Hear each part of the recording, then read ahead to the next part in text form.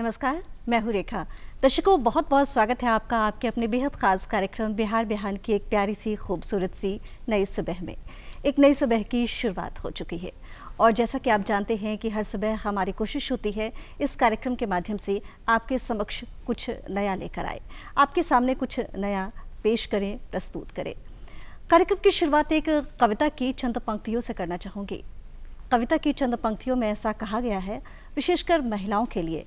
कवि ने लिखा है कि नारी तुम केवल श्रद्धा हो, विश्वास रजत नगपग तल में, पीयूष स्रोत से बहा करो जीवन के सुंदर समतल में। जी हाँ, महिलाओं की जब बात आती है तो ऐसा कहा जाता है कि महिलाएं जो हैं वो निर्माण करती हैं, महिलाएं जो हैं वो सृष्टि का निर्माण करती हैं, हर क्षेत्र में अव्वल रहती हैं। और आपको बताऊं कि आज एक ऐसी ही विशेष महिला हमारे बीच उपस्थित है, इस कार्यक्रम में विशेष मेहमान बनकर हमारे समक्ष उपस्थित हुई हैं। तो आइए सबसे पहले स्वागत करें, आप हैं रीता दास जी। नमस्कार रीता जी, बहुत बहुत स्वागत है आपका। आपके विषय में बताऊं अपने दर्शकों को कि आप पहली महिला सरोद वादिका हैं। यदि हम बिहार के परिप्रेक्ष्य में देखें तो सरोद वादन, चूँकि ये जो आर्ट फॉर्म है, कई ऐसी महिलाएं हैं जो गायकी के क्षेत्र में जाती है, कई ऐसी महिलाएं हैं अमूमन तबले में भी देखी जाती हैं, लेकिन सरोद का जो फील्ड है, ये जो वाद्य यंत्र है, बहुत ही मुश्किल है। शायद जब आपने शुरू किया होगा तब गुरु की कमी रही होगी या कुछ ऐसे चैलेंजिंग रोल रहे होंगे इसमें। इन तमाम विषयों पर हम चर्चा करेंगे। आपको विषय में अपने दर्शकों को ये भी बताऊं कि आप पाटलिपुत्रा विश्वविद्यालय से जुड़ी हुई हैं, संगीत विभाग के विभाग अध्यक्ष हैं और आज हमारे बीच उपस्थित हुई हैं।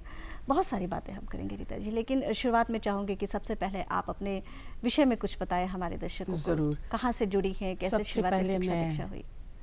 बिहार दूरदर्शन बिहार बिहान में आपने मुझे आमंत्रित किया, इसके लिए मैं आभारी हूँ।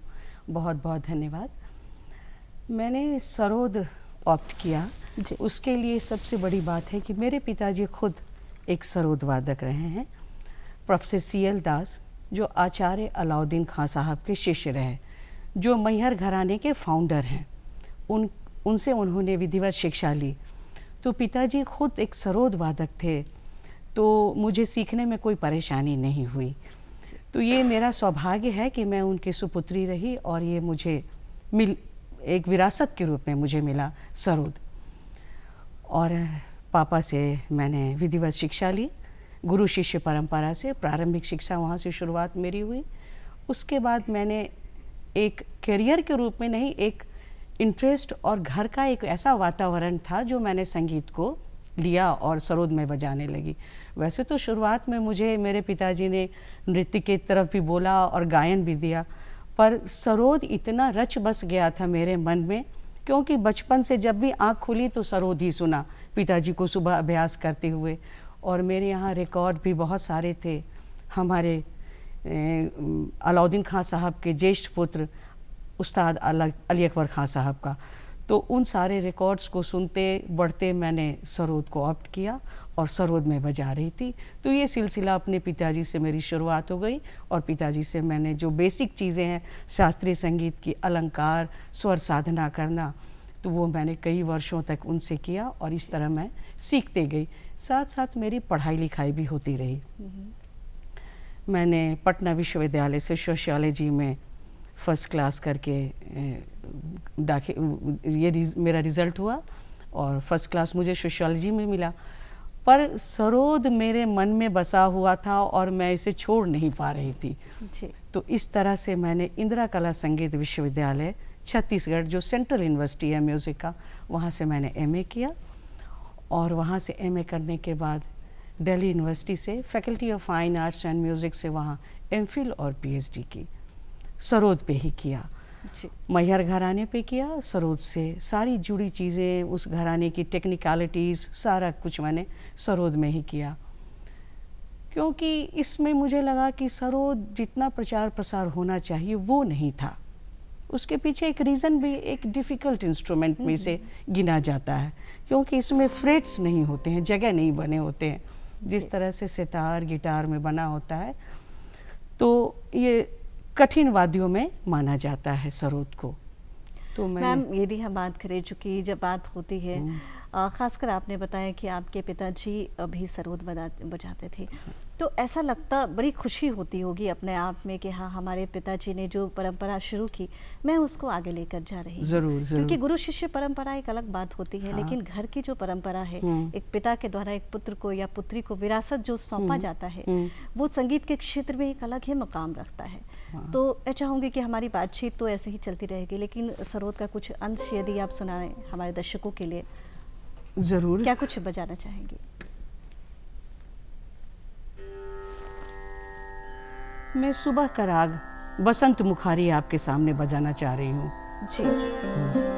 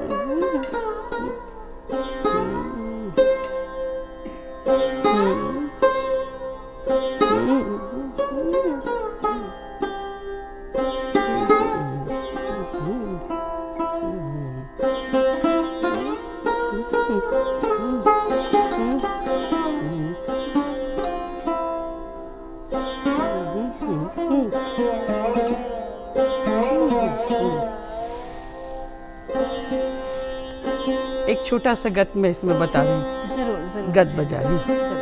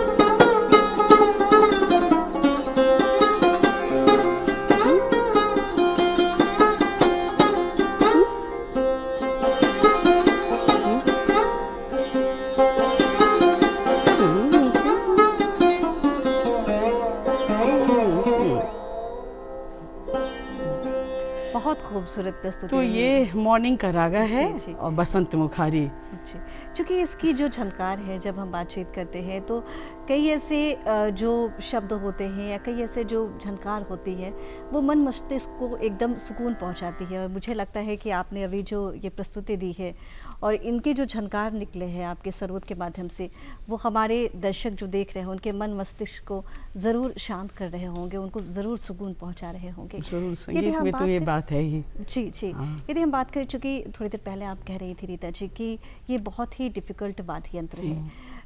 यदि हम तबला की बात करें, सितार की बात करें, हारमोनियम की बात करें, तो सब अलग अलग क्षेत्र के हैं। हाँ। थोड़ा चाहूँगी कि इसके विषय में आप हमारे दर्शकों को बताएं।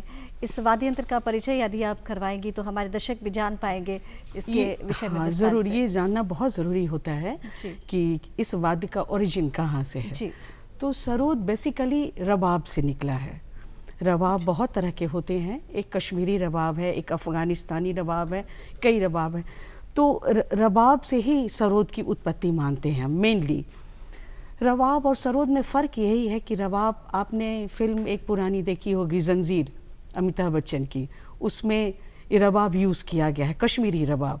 अच्छा। और इसी वो सिर्फ उसके साइज़ में वो छोटा होता है, ये बड़ा कुछ है उससे। रबाब में ये जो हम स्टील का प्लेट लगाए हैं, वो स्टील की प्लेट की जगह वुडन होता था। और ये तारों की जो संख्या है, नंबर ऑफ स्ट्रिंग्स हैं, वो भी कम होते हैं। और ये लेदर का, ये गोट स्किन का ये हम बनाते हैं। तो इसलिए इसे कठिन माना जाता है, क्योंकि इसमें कहीं कोई जगह नहीं है। आप कठिन अभ्यास, लंबे समय तक स्वर अलंकार को अभ्यास करके ही सारेगमपधनिसा साध सकती है। अपने कानों को ट्रेंड करना पड़ता है उन स्वरों के लिए। जैसे अब हम कहीं जगह नहीं बना हुआ है।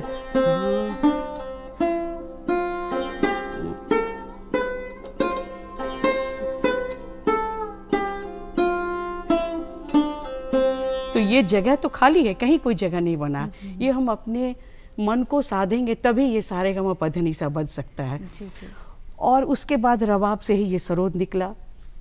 माइग्रेटेड इंस्ट्रूमेंट भी इसे मांगते हैं, पर हमने जो रिसर्च किया है उस सिलसिले में मैंने पाया कि मध्य प्रदेश के मंदिरों में, और हमारे यहाँ इतनी सारी वीणाएं थी, उन वीणाओं में ही हम एक सरोद को गिनते हैं। अच्छा। हमारे यहाँ तो बहुत सारी वीणाएं थी, उन्हीं वीणाओं में हम एक गिनते हैं इनको। तो इस तरह से रबाब से परिष्कृत रूप में आया सरोद। सरोद तो आया, पर हमारे आचार्य अलाउद्दीन खां साहब, मैहर घराने के फाउंडर, उनके छोटे भाई आयत अली खां साहब ने सरोद का ये रूप दिया जो आप देख रही हैं हमारे सामने। ये ओवल साइज, ये रेजोनेटर, ये जो रेजोनेटर है, ये साउंड प्रोडक्शन का काम करता है। ये इतने तारों की संख्या, ये सिंपैथेटिक स्ट्रिंग्स, तरब जिसे कहते हैं, ये सारी चीज़ें बाबा अलाउद्दीन खां साहब और आयत अली खां साहब की देन है, जो आज हम देख रहे हैं सरोद। उनका बहुत बड़ा योगदान है। उन्हीं के योगदान से आज हम सभी सरोद को जान रहे हैं, समझ रहे हैं और बजा रहे हैं। तो ये इसका ओरिजिन है।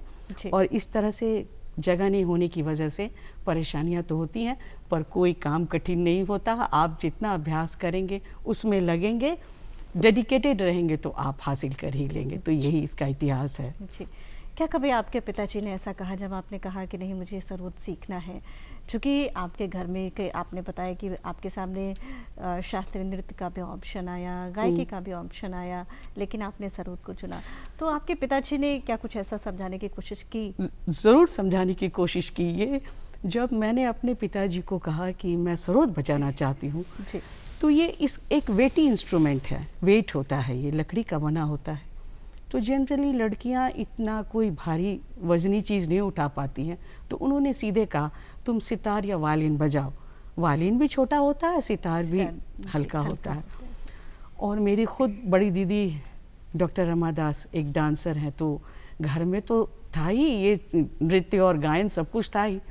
मैंने कहा नहीं, मुझे तो बजाना है तो सरोद ही बजाना है। तो पापा ने मुझे वो बोले, वो तो उनको लगता था थोड़ा टाइम शौक है तो ये कर लेगी। पर मैंने कहा पिताजी को, नहीं मुझे तो बजाना है सरोद। और मैंने पापा से विधिवत शिक्षा लेने लगी। यही सिलसिला चलता रहा। और जब मैं इंदिरा कला संगीत विश्वविद्यालय गई, खैरागढ़, जो सेंट्रल यूनिवर्सिटी है, वहाँ के वाइस चांसलर पंडित विमलेंदु मुखर्जी, वो खुद एक बहुत बड़े संगीतज्ञ थे, तो उनसे मैंने भी सीखी। तो जब उनसे सीखना शुरू किया तो उनका एक ही उत्तर था कि लड़कियां सीखती तो हैं पर इसे कंटिन्यू नहीं करती हैं। वो सामाजिक परिवेश या पारिवारिक परिवेश की वजह से सीख तो लेती हैं, तुम मुझे लिखित रूप में दो। अपने पिताजी से अच्छा, ऐसी शर्त आपके सामने शर्त रखी गई। जी। फिर पिताजी ने कहा कि नहीं, इसे सीखना है। तब उन्होंने विधिवत मुझे बहुत ही प्यार स्नेह से उन्होंने घंटों मुझे बताया और बहुत घरानेदारी चीज़ें भी मुझे बताई जो उन्होंने अपनी परंपरा से सीखा था। उन्होंने मुझे बहुत प्यार स्नेह से बताया और मैंने खैरागढ़ इंदिरा कला संगीत विश्वविद्यालय में पंडित विमलेंदु मुखर्जी जी से, वहाँ वाइस चांसलर से मैंने सीखा। वहाँ से सीखने के बाद मैंने दिल्ली विश्वविद्यालय में एडमिशन ले लिया। जी, तो जानना चाहूँगी क्या कुछ अभी आप बजाने वाली है, कौन से धुन आप बजाएंगी? मैं राग नट भैरव, सुबह का राग है, राग नट भैरव आपके सामने बजाने जा रही हूँ। और ये मैहर घराने में ही पॉपुलर किया गया इंस्ट्रूमेंट में, पंडित रविशंकर जी ने इसे पॉपुलर किया राग नट भैरव को। तो एक थोड़ा आलाप और गत में आपके सामने 3 ताल में बजा रही हूँ, द्रुत 3 ताल में। जी जरूर।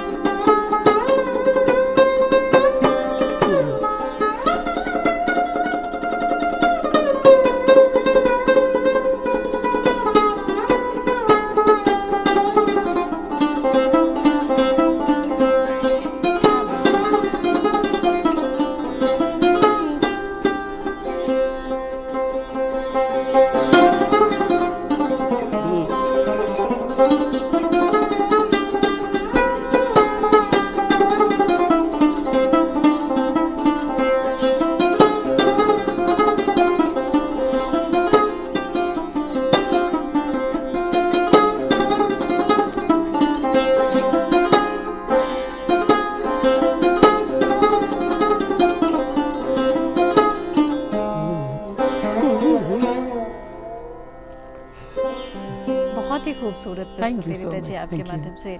बहुत सुंदर और इतने अच्छे राग और इतनी स्पष्टता से जो भी आवाज़ें आती हैं, ऐसा लगता है कि जैसे मन खुश हो गया। यदि हम बात करें चूँकि जब बात महिलाओं की आती है और जब बात आती है चुनौतियों की, तो कई ऐसे फेजेज हैं जो महिलाओं को देखना पड़ता है। उन्हें घर भी संभालना है, गृहस्थी भी संभालनी है और अपनी एक पहचान जो उन्होंने बनाई है उसे स्टैब्लिश भी करना पड़ता है। वो खुद करना पड़ता है। इसके लिए ना कोई घर, ना कोई परिवार, ना कोई समाज एक महिला के साथ सपोर्ट के लिए खड़ा होता है। हाँ ठीक है, आपको पुश करेंगे, लेकिन करना तो आपको स्वयं है। ज़रूर। तो इसमें आपको कितनी दिक्कतें आई? सबसे पहले तो परिवार से तो सहयोग था, कहीं कोई प्रॉब्लम कभी मुझे आया नहीं, क्योंकि घर का वातावरण तो जी। विरासत में मुझे मिला है, संगीत और साहित्य भी, दोनों चीज़ मिली है मुझे। तो और मेरे ग्रैंडफादर भी म्यूज़िक में था उनका, पर एक थी उनकी समस्या कि वो करियर नहीं ऑप्ट करना चाहते थे। एक ज़मींदार फैमिली से मैं बिलोंग करती हूँ, तो म्यूज़िक तो करो पर करियर नहीं बनाओ। और फीमेल के लिए तो और भी बड़ी बातें होती हैं, पढ़ाई लिखाई तक तो चलता है, पर म्यूज़िक करना, उसे करियर के रूप में लेना, ये बहुत अभी तक नहीं लोग एक्सेप्ट कर पाए हैं। मैंने सोशियोलॉजी से एमए किया और फिर जब म्यूज़िक में की तो पहला प्रश्न होता था यही कि म्यूज़िक में क्या पढ़ाई होती है, ये तो सिर्फ गाने बजाने की चीज़ें हैं ये। तो मैंने कहा, एक मेरे मित्र से बात हो रही थी, उन्होंने कहा कि आप दिल्ली विश्वविद्यालय में पढ़ रही हैं तो आपने कोई अदर सब्जेक्ट क्यों नहीं लिया, म्यूज़िक ही क्यों लिया? मैंने कहा, आप जिस ग्लास में चाय पी रहे हैं उसका एक पूरा इतिहास होगा, तो संगीत तो जन्म से लेकर मृत्यु तक है, उसका तो एक विशद इतिहास है। जी। और मैंने इसमें ही किया, पर चुनौतियाँ समाज से मुझे मिली, ये बात तो है, मैं एक्सेप्ट करती हूँ। एज ए प्रोफेसर मैंने इसे एज ए सब्जेक्ट कभी किसी ने, बहुत मुश्किल से मुझे इस्टेब्लिश करना पड़ा है ये। मैं पाटलिपुत्र यूनिवर्सिटी में हेड ऑफ द डिपार्टमेंट हूँ, पर एज ए सब्जेक्ट लोग एक्सेप्ट नहीं कर पाते हैं।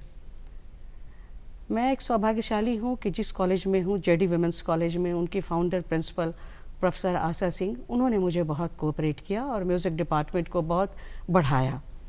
आज जो कुछ भी है, उसके बाद भी जो कई प्रिंसिपल आए उन्हें सहयोग दिया, पर समाज इसको, यूजीसी ने भी इसे एक्सेप्ट कर लिया है और बहुत सारा इसमें नेट जेआरएफ एग्ज़ाम्स होते हैं, पर समाज म्यूज़िक को नहीं करता है, वो जगह नहीं मिल पा रही है जो मैं चाहती हूँ। जो physics, chemistry, biology, economics, political science, history को मिलता है, वो म्यूज़िक को नहीं मिल पा रहा है। उसके पीछे बहुत सारे कारण हैं, बहुत कम लोग आ रहे हैं, इनकी संख्या बहुत कम है। लोग अभी तक प्रयाग संगीत समिति और कई प्राइवेट इंस्टीट्यूशन से लोग म्यूज़िक सीखते थे। यूनिवर्सिटी कॉलेज में जो प्रॉपर एक डिपार्टमेंट होना चाहिए, जो अदर डिपार्टमेंट होता है, वो नहीं है, तो इस वजह से वो जगह नहीं मिल पा रहा है। समाज में तो संगीत को अभी दोयम दर्जे पे लोग रखे हुए हैं, तो बाहर तो नहीं है, बाहर तो है, क्योंकि सरोद में फीमेल में मैं यहाँ पहली हूँ और आखिरी बनना भी नहीं चाहती हूँ और लोग भी जुड़े इस वाद्य यंत्र से, पर बाहर बहुत लोग कर रहे हैं। बंगाल, महाराष्ट्र में इस चीज़ को बढ़ावा दिया जा रहा है। तो मेरी कोशिश यही है कि पाटलिपुत्र यूनिवर्सिटी से मैं म्यूज़िक को आगे बढ़ाऊँ, करूँ, और बच्चे कर भी रहे हैं।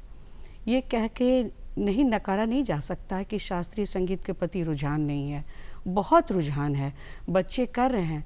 पारिवारिक परिवेश है, क्योंकि इसे रोजगार से नहीं जोड़ा गया। बहुत रोजगार से अगर जोड़ा जाता तो शायद इसका और प्रचार प्रसार होता।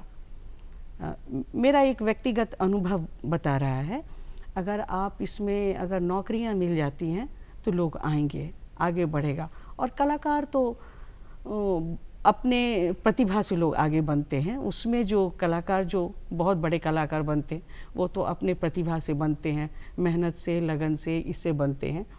पर संगीत का प्रचार प्रसार और वो जगह मिल जाता जब इसे रोजगार से जोड़ा जाता, ज़्यादा से ज़्यादा नौकरियां मिले, एम्प्लॉयमेंट हो, तो लोग आगे बढ़ेंगे और समाज भी उसे तब एक्सेप्ट कर लेगा।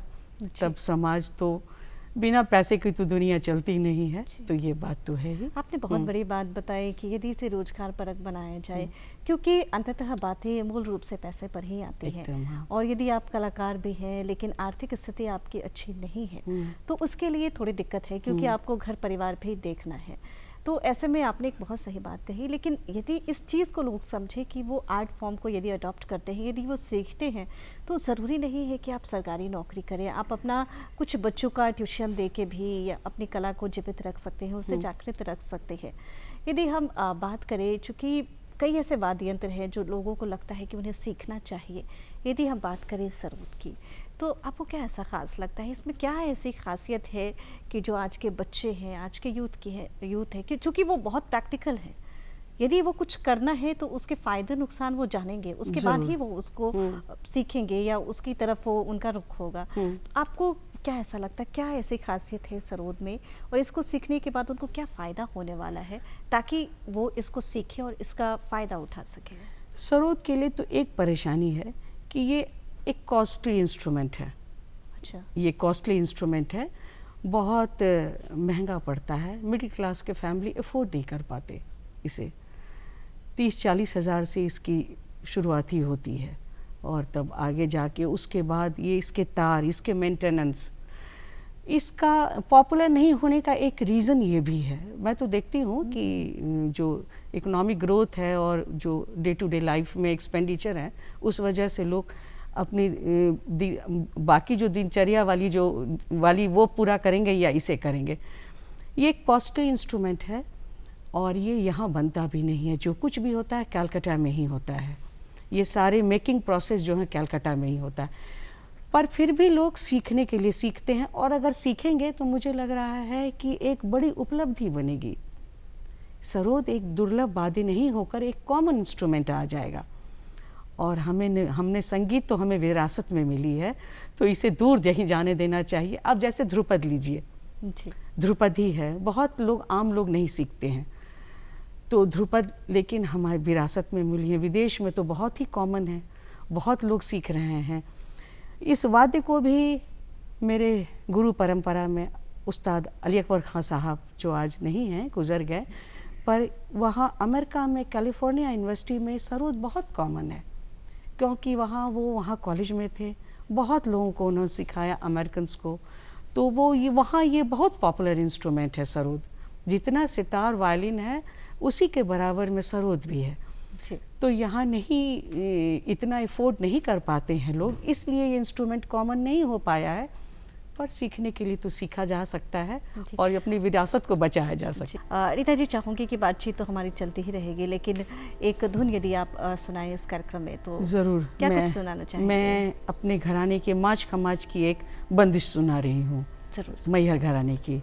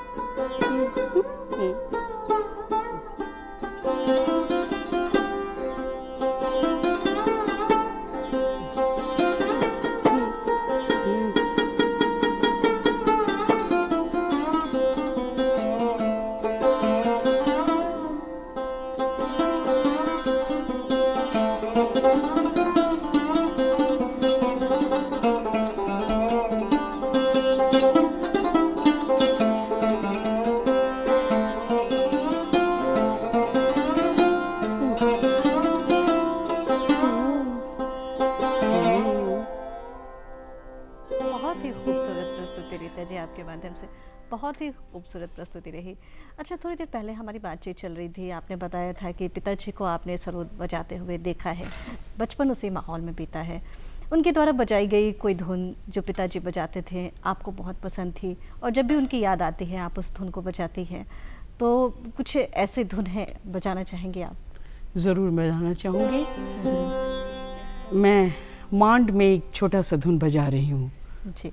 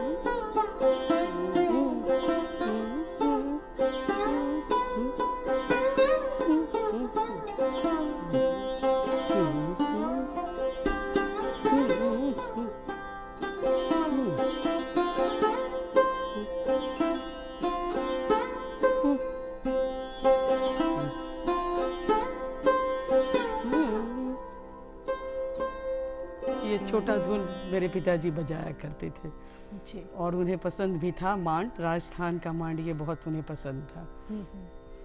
जी, यदि हम बातचीत करें रीता जी, चूँकि वर्तमान परिप्रेक्ष्य में यदि वर्तमान आपके कार्यभार की बात करें तो आप पाटलिपुत्र विश्वविद्यालय में कार्यरत हैं, संगीत विभाग में एचओडी के पद पर आप हैं। तो किस तरीके से तमाम चुनौतियों का निर्वहन कर रही हैं आप, विश्वविद्यालय भी और आपका जो वाद्य यंत्र है वो भी?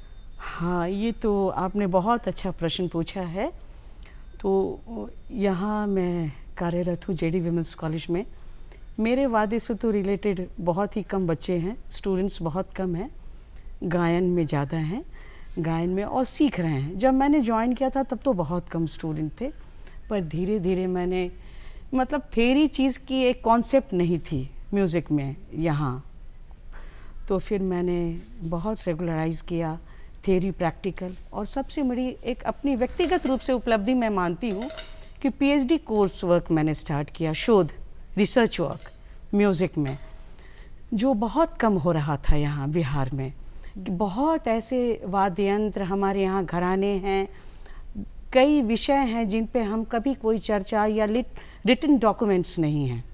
तो मुझे लगा इसका एक होना चाहिए, कलेक्शन होना चाहिए, रिसर्च होना चाहिए यहाँ के विद्यार्थियों में।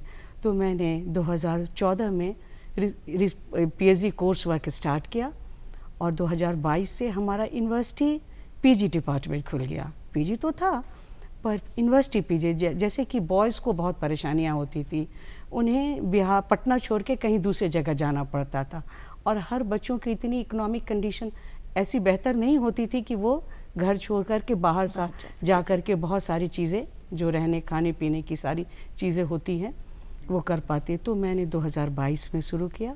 मैं आभारी हूँ पाटलिपुत्र विश्वविद्यालय के अधिकारियों की, वाइस चांसलर की, सब उन्होंने मुझे सहयोग दिया और मैं पीजी यूनिवर्सिटी पीजी डिपार्टमेंट खुल गया। और इस तरह से म्यूज़िक डिपार्टमेंट मेरा चल रहा है। काफ़ी संख्या में स्टूडेंट्स हैं, बहुत ही रेगुलर क्लासेस होते हैं, बहुत स्टूडेंट डेडिकेटेड भी हैं। तो दोनों को मेंटेन करना तो परेशानियां तो होती ही है, पर मैं दोनों को मेंटेन कर रही हूँ। मैं एक छोटी सी घटना बताना चाहूँगी। ज़रूर बताइए। दिल्ली दूरदर्शन में 1 आवर लाइव शो मेरा चल रहा था। अच्छा। आपने जैसे कहा कि दोनों चीज़ों के लिए चलना कितना कठिन काम होता है, तो मेरे अतिथि कलाकारों में थे वहाँ विदुषी कपिला सायन जी थी, और मुझे मालूम नहीं था कि वो भी हैं वहाँ। तो जब मैं वहाँ गई और उनका तो था ही, और मुझे भी बजाना था, तो जब मेरी उनसे मुलाकात हुई और मैंने अपनी गुरु परंपरा के बारे में बताया, तो वो मुझे बुला करके बोलने लगी कि तुम बहुत भाग्यशाली हो जो उन कलाकारों से तुम्हें सीखने का मौका मिला। तो उनका आशीर्वाद मिला। फिर मैंने कहा मैं ऐसे पढ़ा भी रही हूँ, तो उन्होंने आशीर्वाद दिया और कहा दोनों को मेंटेन करके चलो, क्योंकि किसी के बिना एक काम नहीं चलता है। जी जी। तो उनका मुझे बहुत आशीर्वाद मिला, कपिला जी का, और मुझे अभी भी याद है। बस उन सब चीज़ों को याद करते हुए मैं अपना विभाग चला रही हूँ और अपना ये जो यात्रा है, संगीत की यात्रा, दोनों को चला रही हूँ। जी, यदि हम बात करें उस रीता दास की जो बचपन में अपने घर में पिता के साथ रहती थी, वो माहौल उन्होंने देखा है, और आज के यदि हम समय की बात करें, आप विश्वविद्यालय में विभागाध्यक्ष के पद पर कार्यरत हैं, कई ऐसी जगह पर जाती हैं, कई आपकी ऐसी प्रस्तुतियाँ होती हैं, तो इतने लंबे सफ़र पर जब यदि आप पीछे पलट के नज़र डालती हैं मैम, तो क्या महसूस करती हैं? कैसी यात्रा रही आपकी? मेरी यात्रा बहुत सुखद रही। जी। दिल्ली यूनिवर्सिटी में पढ़ते हुए घर से दूर रहना परेशानियां तो होती थी, पर एक मन में मिशन था कि मैं कोई अच्छे काम, बड़े काम के लिए आई हूँ। तो वहाँ रहती थी, मैं बड़े बड़े कलाकार को सुनी। मेरे जीवन में 2 लोग बहुत ही कलाकार में बहुत ही आदर्श मैं उन्हें मानती हूँ, पंडित भीमसेन जोशी जी को और विदुषी अन्नपूर्णा देवी जी को। 2 मेरे जीवन में बहुत उतरे हैं, उनको मैं बहुत करीब से जानी हूँ और मैं उनको मानती भी हूँ। तो इन सबों लोगों को देखते सुनते करते हुए मुझे अपनी कठिनाइयाँ बहुत बड़ी कभी नहीं लगी, क्योंकि मुझे मालूम था एक ऐसा काम है जो कुछ समाज को दे ही रहा है। जी। तो इन सब चीज़ों को लेकर के मैं चलती रही। कठिनाइयाँ तो होती ही रहीं, घर से बाहर रहना, सीखने में समस्याएं आना, और डे टू डे लाइफ में जो परेशानियां होती हैं वो तो होती ही हैं। जब मैं रूम लेती थी तो रूम पार्टनर बोलते थे आप तो म्यूज़िक करते हो तो मुझे डिस्टर्बेंस होगी, तो हर 2-3 महीने पे मुझे रूम शिफ्ट करना पड़ता था। तो ये सब सारी चीज़ें परेशानियाँ आती थी, पर मुझे लगता था मैं कोई बड़े काम के लिए जुड़ी हूँ, तो मुझे वो सारा परेशानियाँ छोटी ही नज़र आती थी, तो मुझे कभी कोई महसूस नहीं हुआ। तो बस इसी तरह चलती रही मेरी यात्रा। जी। एक छोटी सी धुन यदि आप सुनाना चाहे इस कार्यक्रम के माध्यम से, क्या कुछ सुनाएंगी मैम?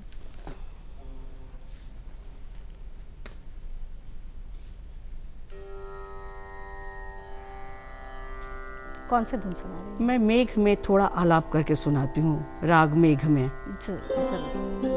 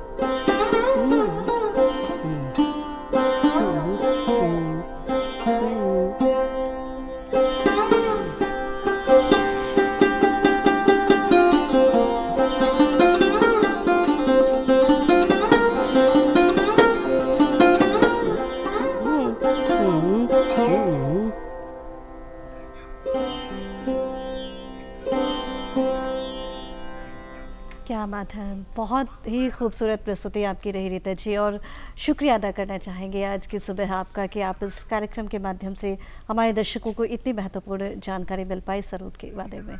बहुत बहुत शुक्रिया कार्यक्रम में बहुत शामिल बहुत होने के लिए। धन्यवाद रेखा जी, आपने बिहार बिहान मुझे आमंत्रित किया। Thank you so much.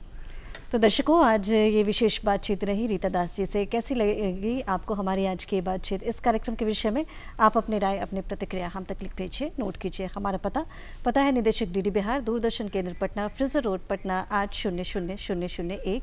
हमारा ईमेल एड्रेस है directorddkpatna@gmail.com। तो आज के लिए बस इतना ही। देखते रहिए डीडी बिहार। अनवरत और बिहार बिहान की पूरी टीम को दीजिए इजाज़त। नमस्कार।